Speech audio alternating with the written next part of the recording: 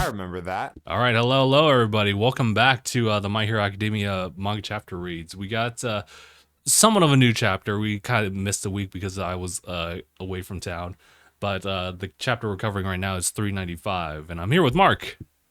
Hey. And Mark, there's something that we always do before every new chapter. And what would that be? Recap episode! Yes, it is the recap episode. Checking out 394. That was the one with the cool 9 years of My Hero, which is nice. Had like class 1A and everything like that. That is wild to hear. It's been 9 years. Yeah, I had the wallpaper for, or I shouldn't say wallpaper, I just put it on my iPad, but like the color spread for number 8, I still love that one a lot, where it had like literally everybody. But I can't believe it was a whole year since then. I still remember when it didn't even have an anime. Oh my gosh. Mm-hmm. And then, oh, just to do the recap on 394, it's pretty much like the tail end of the fight. We have Araka awakening her quirk. She wasn't really sure what was going on, but she was like, we'll worry about that later. And obviously, it's like the last couple of like blows between the both of like them, Araka and Toga. Toga's still in turmoil, but Araka is still appealing towards her in an emotional way, and it does pay off. And there's a lot of symbolism just going off on this one, where we get shots of like her and Araka in space, like still fighting, but they're also like kids. There was that one shot where it's just like a little Araka like offering up like her hand for blood, and it's still this like monstrosity that would be Toga, but hesitates a little bit. But ultimately they embrace, and there's a resolution to that where Araka accepts Toga for who she is, and that's what she really needed. And at the end of it, all the sad man parade kind of dissipates, and that is the end of 394. So we now jump to 395, and yeah, okay, I'll just go ahead and full screen this real quick.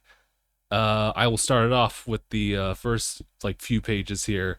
Number 395. It's dubbed "Built Upon the Joy of Others." As we see, as I was saying earlier, the Sad Man Parade dissipating. I'm trying to see all the different things going on here. Oh yeah. Oh my god, I couldn't even recognize him. I believe yeah, it's in Endeavor. Endeavor is so bro. Not only that, you see him like he's using himself as a shield for his family. That's true. I see that now. That dude's tired. Dude, that's the face of a man who's been through it. He's been through it physically and emotionally. He's a hug and a break. That man has been beat the fuck up. This man needs the 4-day weekend. Bro, he needs a whole summer vacation. Give him 3 months. You see the town as well, just like it was previously covered by a bunch of twices. Now those are like fading away. There's one that almost reaches Ida, I believe. Like quite literally, yeah, like about to touch his nose. Yeah. I think Thanos. Yeah, I'm not sure that's not Ida in the bottom right. That's someone I think it else. Is it? I think so. Maybe. The hands at the exact same spot. Looks like the hair just kind of changed a little bit, so I was wondering if that might be someone else entirely different. Do you notice that though? Like especially the one with Ida, it looks like you're just getting Thanos snapped. Yeah. No, he's getting the wushu finger hold. Skadoosh. Oh, you know this hold. But it pans out to just a wasteland too, where all the twice were. This is where you go to the next page, and whoa. Yeah, it's another Toga twice, as she did a little cut on Hawks actually. It looks like she got like 2 hits in. Yeah, as you can see, yeah, Hawks is, last time we left him, he lost his quirk, so he's really powerless now. Nah, he's still at that sword, bro. He's still looking for smoke. But yeah, he does have the sword though, so he's able to fight, but bro's tired. Hi. He's tired. But he's just like, he says a couple words here. Fair enough. What was it? Babu Gawara was a decent guy. Himiko Toga. And like I guess honestly in this situation for him, it's like you can't really blame Toga for being upset. It's like, Yeah, listen, he's like, I get it. yeah, like honestly, it just be one of those things where you can only say like, listen, my actions are my own. I say it's for the sake of like Hero Society, but it's more than also that. It's just my choice in general. So you are in the right to feel as angry as you are. But we have Toga over here, as twice Toga, tearing up a little bit, and then whoosh into darkness as we get a little bit of a monologue here. I thought I wielded my knife to become those I love, but I wound up gripping it out of rage and hatred. We have this cut over to the next page. This is actually a pretty cool shot too. But it's obviously the Toga that we've been seeing, who's fought against Uraka. Uraka's collapsed at this point. You can't even blame her. Lost a lot of blood. Lost a lot. But here's Toga removing what was left of her mask. The knife is still in her hand. But she continues, all in order to make the world easier for me to live in. You can see dried up tears as she kind of looks off into the distance. I guess I'll take this last page. Okay. And oh, yeah, she feels like a bit of a sting. Oh, is it? Okay. Yeah, I guess it's just. Sorry, I'm kind of like blanking right It's like now. it's a I'll just. drawback. Yeah, it's the drawback of her of the quirk. Here's the blowback from using other quirks while transformed, as it was presented in the first time she transformed to Uraka. She was like, "Ow." A little bit of silence in this next panel, and then the following panel. And she goes off, speaks openly. The heroes who got caught up in your chain zero gravity, you're giving them a gentle landing, huh? The release of your quirk is moving along that much slower since it was applied indirectly anyway. Right, Ochako? And Uraki, she's just like she's like Mark from Invincible right now. Why did you make me do this? Think, Mark. She's just like, but yeah, she's for worse for wear right now. She's just like trying to breathe in and out. In the end, Toga says, "You'll never let anyone down hard."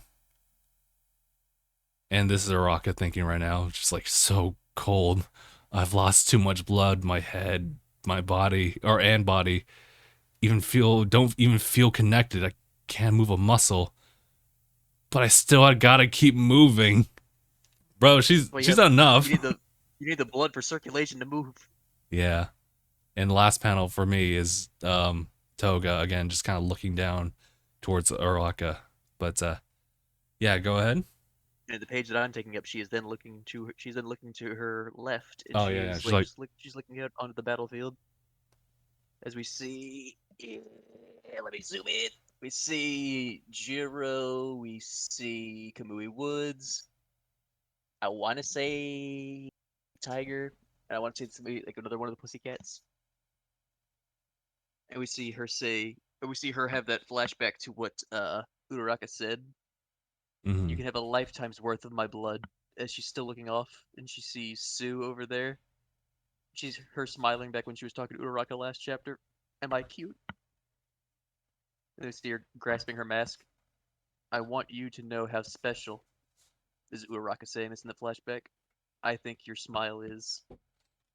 As we see more people laying around, and then we see she's looking up at the rainy sky. We see Uraraka saying the cutest in the whole world. Oh. Then we see the helicopter in the sky as she looks back down. And see Uraraka is struggling. She's like,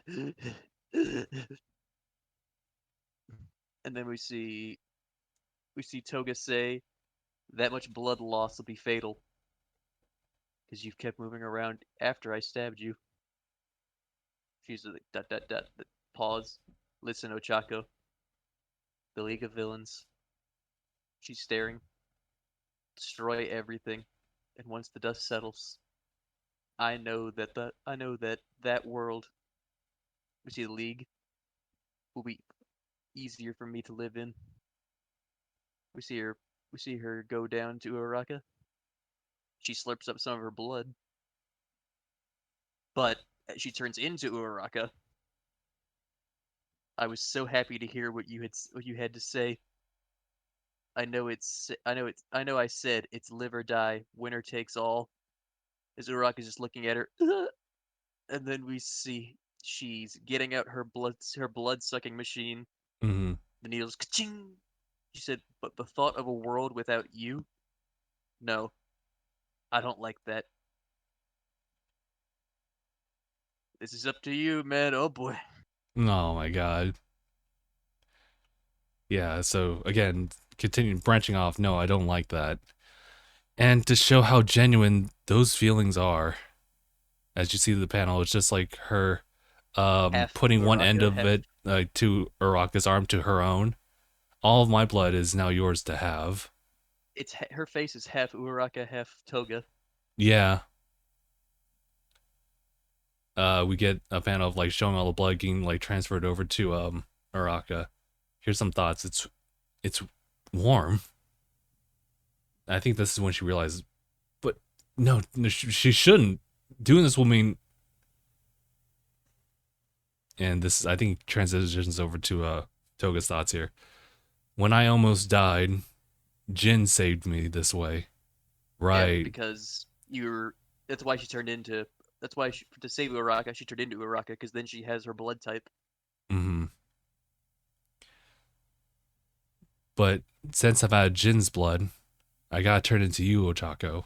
Because if I can use someone else's quirk, my blood must turn into their blood too. You got Uraka saying, just no, don't. Toga again. Were you planning to visit me in prison and make those blood donations till I die? Hmm? I think Uraka's kind of just passing out. She can't really stay awake for long. It looks Toga like she's sitting in the smiles. in the corner, like right above the speech bubbles from what you just read. I think she's saying, "Let me stitch you up." Oh, yeah, yeah. It does say that. I noticed that. I was like, "Wait a minute." I think this is Toga. She continues. You could have been fine and dandy just catching villains, Ochako. Just eliminating the freaks from the world. Just doing the right thing. Like a plain old hero. Yet, next page. Yet, as she turns back to like her usual form, you went above and beyond. So I'm not gonna actually no. Let's not make that joke. Such a tender Us. moment. Oh, draw. You went above and beyond and spared a thought for someone who hurt lots of your friends and who was out to stab you full of holes. You're kind of weird, Ochako. Uraka is like yelling out, "You're one to talk. You can't do this." Toga's already like fallen to the ground right beside her. I live and love as I please. So no, I can't let you catch me. Just like how you can't let me get away. I'm sorry for stabbing you. I'm sorry for screaming at you. I mean it. Do you want to take the next couple? Sure. We see her talking about the time she and Toya went to her old house. Toya burned down my old house for me. That normal house full of bad vibes. He made it go away for my sake. That made me happy, but even with the house gone, the bad stuff's still there in my heart. You didn't make it go away, Achako. And as painful as it was, when you reached out and touched me, my heart felt so light. Maybe there's no way to avoid a battle, but I can't ignore what I saw deep inside him. That's quoting. It's like it's basically showing a memory back to what Izuku said, and I'm sure that must be from inside Uraraka's thoughts. That's what she remembers Izuku saying about Shigaraki. That we see. We Yeah, see. that's I'm true. pretty sure this Also, was apologies still. everybody. I'm raising up Mark's volume real quick because I I got you. know that was like kind of quiet over there. But we also see that I'm assuming this is still Toga talking. We see Uraraka's face this time, like it could just float away. Oh, you Mm. see a very heartbreaking panel as we see Toga say, "Thank you, Ochako. You've made me so happy. Truly, genuinely happy." Mm. Oh, you look! If you can see, like, there's the little small mic gift. No. And then we see right here on the side, I think it's just Toga right here. I wanted to become other people so badly. So in fits of jealousy and affection, I drank all of their blood. Do you want to finish it? Okay, yeah, okay, I'll finish.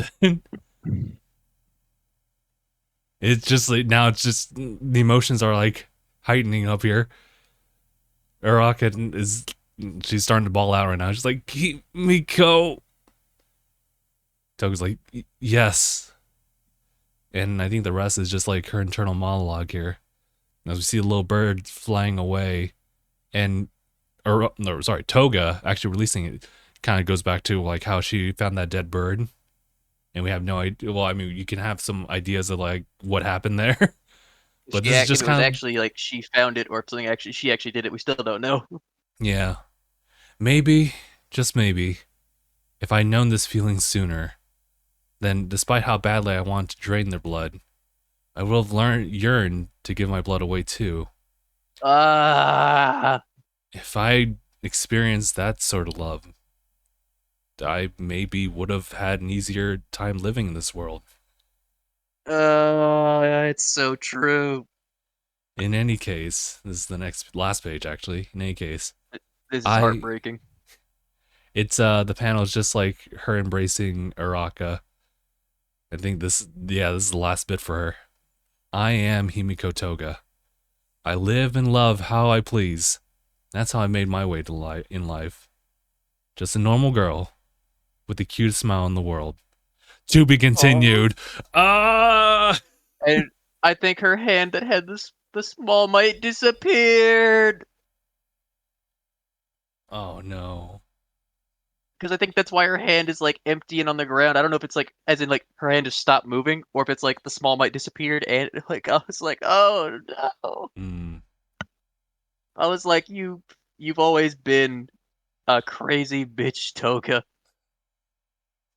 but you're getting our sympathies right here. hmm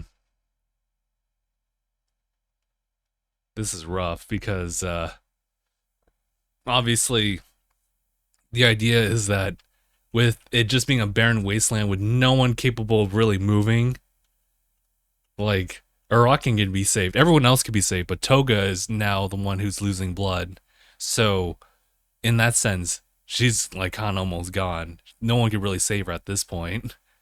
Well, she's like theoretically she's already been saved, but as far as like a recovery, her Life. living on, that's also like in crisis now. She's technically kind of been saved in the sense of being a villain, but Right. in the terms of living, this looks like it might be the end of Himiko Toga. Yeah. I think it can go like either two ways. One that she's like gone at this point in time, or we'll revisit her later on, and somehow something happens. I'm just kind of used to that, but I I know, don't so am know. I, but this seems like pretty cut and dry right now. Yeah, for now, I think if you take it as it is, like for the chapter, then I think it is a poetic end, as a way to kind of like redeem the character. Yeah, it just For seems like this just seems like the a good send off for Toga. yeah, I think your character is redeemed, but I think this also kind of hints at like what could have been. Like Yeah, because she acknowledges that, like, if she had been shown if she had been shown properly, like if they had known how to take care of her better, she like who knows she might have like done stuff like working at a blood bank. Yeah. Maybe that's what I thought of. I was like, yeah, she could have just because she uses blood and stuff like that. She could have worked at a blood bank or something. She could have helped people who need blood. Hmm. But, she would actually need to have like that level of empathy and compassion towards those other people, possibly the very same people who shunned her at the very beginning. So it's like, if, as explicitly said, if she had known this type of love and respect, even acknowledgement that Araka just gave to her, she would have been different. But unfortunately, circumstances caused it to just end up like this. But I think, as Toga and I, said, Araka was the one to eh, reach out. and I think that with this, I think that obviously she had to give all of her blood for the story and for the dramatic effect and everything, and I think it's still done really well. But of Mm, course, that part of my brain going like, could you like? Because I don't know, I forget exactly how much blood a person has to lose before it's fatal. mm-hmm. But I was like, couldn't she have just like given her just enough blood to where she wouldn't die? I think, if anything, Toga has like extended That that period of time. I was gonna say, that's what I was thinking. I was thinking like, but then again, she was pretty low on blood.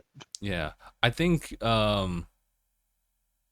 as far as I understand, I think Uraka's vitals might still be like okay as far as like those organs, but there's just nothing. She's lost so much blood. There's So, not much left. yeah. So it's just a matter of like what can just fill that back up as she's already stitched it up. So Uraka is actually like physically okay, except for just the lack of. And I think if Toga just provides like a consistent stream of it, they can both kind of like stay there for a little bit. But for now, just for the dramatic effect of things, it really feels like this is all of it. Take all of it. Now I'm in trouble. And now I'm It's the goner. it's it's the most heroic thing she's ever done.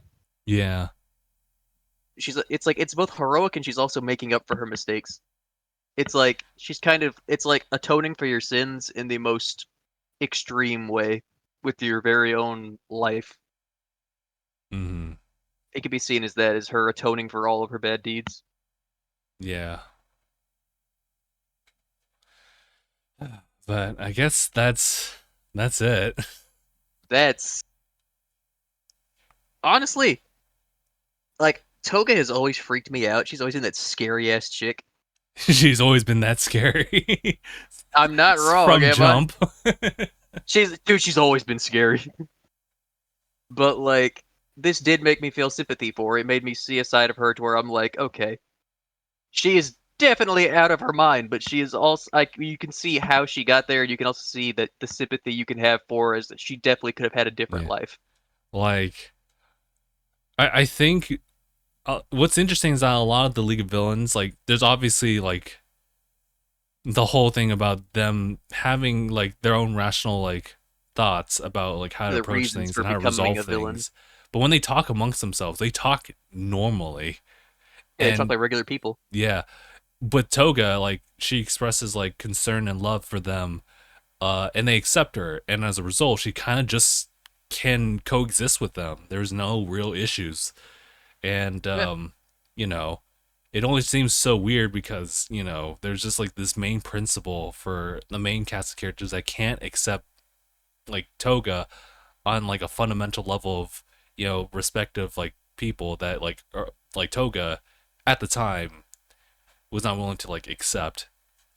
yeah, and it's like if you look at all the League of Villains, every single one of them was pretty much a they're pretty much basically a product of the it's like exist like the an existing system. an unfortunate an unfortunate upbringing, you could say. Yeah. It's like they had a hard time being able to adjust, fit in. It's like Mm. with like even Mr. Compress, he's related to a great vigilante who would like like basically the Robin. It's like the Robin Hood of my hero, which you think, oh, he's Hmm. a good guy because Potentially. Robin Hood wasn't a villain. He was Yeah. they tried they would like the royalty would claim him as a villain, but no, if you look at who Robin Hood actually was, he was a vigilante hero. He Hmm. would steal from the rich who had an overabundance of things and give to people who actually needed it. Hmm. And like obviously yes, stealing is wrong. I'm not saying it's right. But when people are hoarding stuff like in the story of Robin Hood, when you are just hoarding it just to have it, you clearly could spare some of it. Yeah. Yeah. I Eh, think kind of going back to Toga, and I guess like villains at large, kind of writing them to be characters that you can actually kind of like sympathize for, and to a certain it kind extent empathize with them. like with Well, I some mean of the empathize generally speaking, but yeah. characters in Demon Slayer, like you know how like after they've been slain, it shows like kind of their backstory. And you honestly, for a good amount of them, you felt pretty bad for them. Yeah, I won't talk about how they present them in Demon Slayer versus like My Hero. They're kind of distinctly different because of like what they try to do and how they progress like Yeah, plot but points I'm and just saying everything. in terms of like they show you how they got there, and they kind of like you start to feel a bit of sympathy for them because it's like, oh, that's really unfortunate. That is unfortunate. I will say though, I think because of just how My Hero is just kind of like laid out, I think it does provide like a better like It does. platform for you as the like the reader or the watcher to feel for these characters versus kind of like Demon Slayer where you get like that stuff at the tail end of it and you're like, oh, oh, okay. Yeah. And I mean, like in the most recent season, I mean, you didn't really like these two, the most recent two in that season, bro. You don't feel anything for from those recent two. Yeah. Wow. Okay. Yeah. Yeah. Yeah. Yeah. Fair enough. Like the most recent two of the upper moons, yeah, they're kind of just scum. Right. And there's nothing wrong with just writing out a character that's just meant to be opposition and opposition only. Um, with My Hero, they just try to make it like a little bit more complex because they are like actual people that just kind of like And then mingle you have around in all society. for one. You have all for one who is just scum. This is true. Well, like that's true. He is the scum. He is the scorn of the earth Like he is a fucking asshole. and a sociopath. Oh, he's 1,000% a sociopath. But there's like people like under him though that are actually legitimate people and with varying degrees of like empathy or just like for what they've gone through, you can really feel for them. In this case, Toga might be, and I would even to a certain extent like Toya. Granted, Toya's pretty extreme, but at the very same time, like still a person. And it's you could see it was again. It's just with Toya as well. It was also another thing of just it was a very unfortunate circumstance. Yeah, and you can't help but feel like for some of those characters as well. Even like Shigaraki too. You felt very bad because Yeah. like his Oh, life sucked. and to be fair, like he had support, but like there's just one particular support that really pushed him to the edge. And that person as well was also going through a lot. Yeah, that's true. And it all stems back to This asshole. yeah, literally all for one, one for all, just being like solely like an influence to like Shigaraki's upbringing. It's all full It's circle. like it all comes back to a certain asshole named All for One. Yeah. So like parallel storytelling of like hero society, but also like individual people's like upbringing in relations to quirks. It's like if there is like one common denominator, like to a lot of the bullshit, Mm-hmm. it's All for One. It's true. There'd still be bad guys, but like All for It One's wouldn't be been the this. one. He's been doing like the most fucked up shit. Yeah, he's the one who's consistently on that agenda. Like it would have been sad, but if he had intervened, Toya would have just died, It's true. probably. Uh, Shigaraki again probably would have just died. Mm-hmm. It's like yes, it's like yes, they might be able to be redeemed, but at the same time, All for One knew he could use them to just sow chaos and just destroy everything. And unfortunately, as we saw with Toga, who as far as we know, he hasn't had anything to do with her. Like, not all of them are gonna get an ending alive. Mm. And it's like, and this man is like, we all know All for One is responsible for so much death, Yeah. like millions, like thousands upon millions. Yeah. Like he had Gigantomachia just straight up go through like 20 cities. Yeah. He literally walked through 20 cities. But yeah. I guess that's just like our little portion of just like talking about like the development of the characters in this series. Yeah, not even just the villains, dude. The heroes have also had their developments. This is true. They're also kind of navigating, but like in a somewhat brighter light, but it's also Sure. kind of all like working around just like this establishment of like what's good, what's bad, what's accepted, what isn't accepted, That's what and I the liked people with where they fall. Uraraka and Izuku.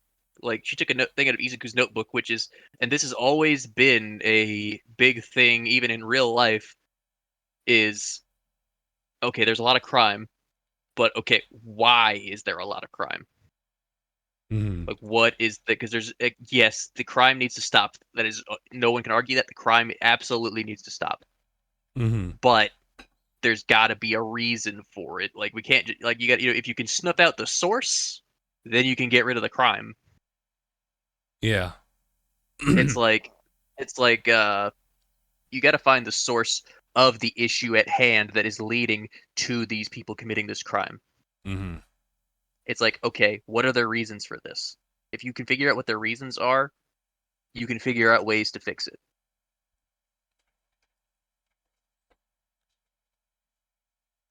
But And that's why Izuku made that decision to, hey, instead of just locking them up and saying, "Ah, I beat the bad guy," true. maybe I should stop for a second and try to figure out why did they become this way and how can I prevent it from happening again. Yeah. And that takes a greater amount of effort. It's like a greater amount of effort and a greater amount of critical thinking. Mm-hmm.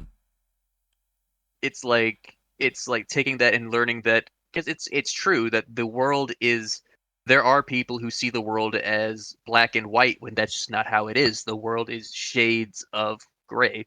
Mm-hmm. There is good and bad everywhere. It's like there people have good reasons for doing bad things, people have bad reasons for doing good things. It's like there are people and there's just the black and white aspect. There's people who do bad stuff for bad things, and people who do good stuff for good things. It's just how it is. I will I'll wrap up our discourse with just like one like bit of inquiry. It's about muscular. You know how Deku tried to employ that one tactic I by didn't do asking shit. muscular, why is he doing this? What causes you to just kind of go berserk and just want to wreak havoc? And muscular just answers and says like, I just like to do this. This is why I was meant to do. And that's He's like, it. I see. So you're a menace. Right. But you like having this conversation makes me wonder like is there something more to that? Because obviously you're not going to get someone's like whole story like it is a Demon Slayer chapter. Obviously, it's like, but that might have been pointing to there might be more behind that with muscular. Yeah, Going yeah. back to maybe his childhood, maybe. Like he But maybe had that quirk and, you know, parents, his folks, wherever his guardians were couldn't rein him in. And Denver gave him like the type of support he needed. So obviously he just continued to go berserk wherever he went, and eventually just kind of became a very explosive behavior for him, destructive yeah, behavior. either that or maybe he's mentally unwell. Obviously, I guess maybe there's he also like that possibility. It'd be like interesting to it could see be them tackle that, but it could be he might have psychological issues, mm, and that of course his physical quirk just happens to help him with that a lot. Like he might just be very prone to violence. mm, But Izuku tried. Izuku extended the olive branch and said, "Hey, can I just ask you a question?" And he just said, "What kind of?" He said, "Bro, just cause I fucking feel like it." it's like oh, all right, He said, "I just do this. This is my thing." this is like my shtick. He said, "This is my Sunday stroll." As long as they give me like a place like to direct my destructive behavior, I'm all set. That's It's it. like I know. It's like so. What I'm hearing is you'd stop committing crimes if we just gave you a bunch of stuff to destroy. Yeah, like, oh, okay. But it's not been Which mixed in. He actually likes like to actually hurt people. That's the I know. problem. It's like if you just wanted to wreck stuff, put him on a demolition crew. Yeah, you do great stuff, but the problem is that he's also kind of he's entertained by other people's suffering and the sight of Like, blood. So yeah, he's like that's the thing. he's got to go. He's too far gone. I mean, I think it just There ain't no fixing that. yeah, I think that takes a lot. That takes a lot of therapy, and that's all I can say. As Garrus, it takes a lot. It would take an unbelievably high amount of hope and effort to fix that. Right. And like if it's a one-on-one type of thing, that makes sense. But given how if you take all of life and the society that they live in and you try to keep that propelling forward and consistent, then there may not be a room for this person. Therefore, they're designated as a villain, and that's it. There's no like transitional aspect of it, or at least not that you see, but you can also see it like through folks like Gentle. Like that was actually like a legitimate thing where it's like there's a gray area with them, and now you can actually like bring him over to like a better or help him contribute like more positively. So with Muscular, that could happen, but it takes a lot. Oh, it takes more than a lot, It takes a lifetime. and then some. Yeah.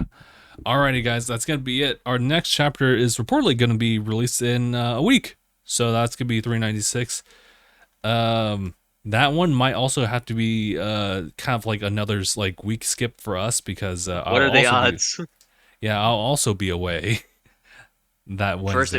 First it was Comic Con. Now it's Evo. Yeah, so we'll return back to you guys in 396 the following week. So, guys, that's gonna be it for us. Appreciate everyone for tuning in, and I hope to see everybody in the next chapter. Till then, see you guys in the next one. Hashtag bye, everybody.